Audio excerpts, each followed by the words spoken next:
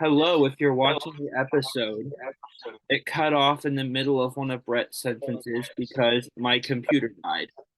Because I thought it had way more battery starting out than it did. So we're doing a second recording to finish the episode. And so that's what happened if you're listening to the episode and it just randomly cut off. So Yeah. you're in the middle of talking about how if you're on Oga Core and you're not. Oh yeah. If you're on Ogakora, some of those pre-merge boots, like who knows?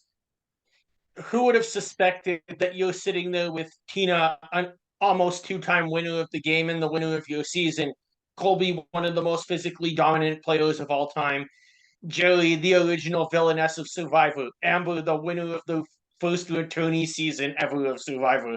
Like that tribe was just stacked, even if we didn't know it at the time. And they've all like half the legends of this game. Yeah.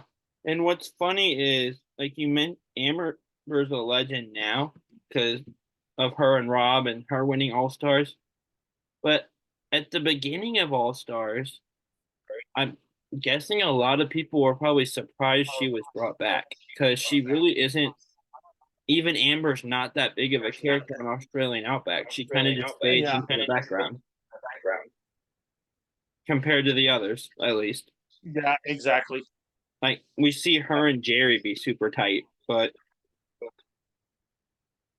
and also, yes, Jerry is has the moniker the original villainess. Her gameplay's really not that villainous.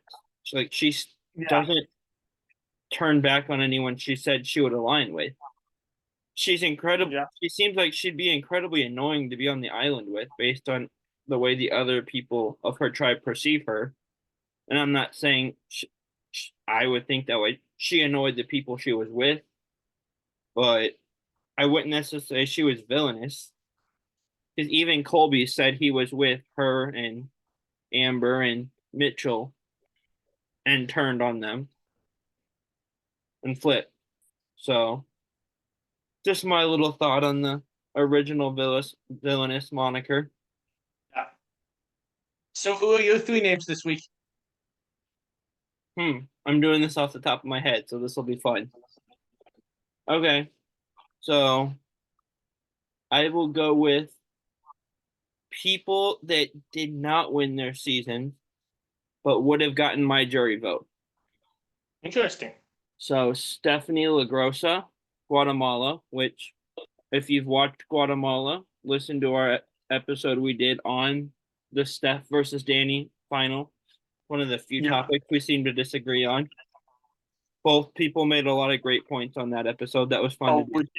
it was a really fun episode. So Stephanie, Mike Turner from 42, and I'll say Parvati from 20 because she would have nothing against Sandra. Sandra deserved her win. I feel like Parvati had a tougher road to get to the end and had to do more to get there. I agree. I'm going to, in that case, align with Mike.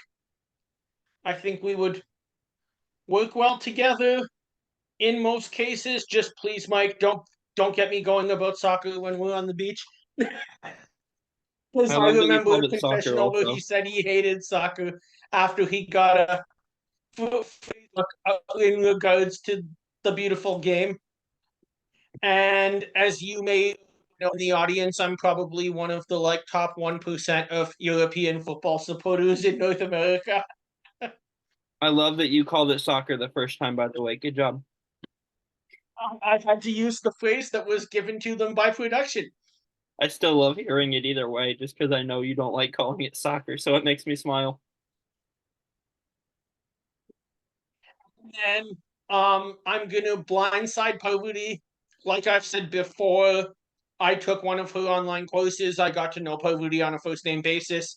I think a blindside in this case, having that relationship, she'd probably really respect as a grade of this game, and therefore hopefully give me her jury vote as one of her former students.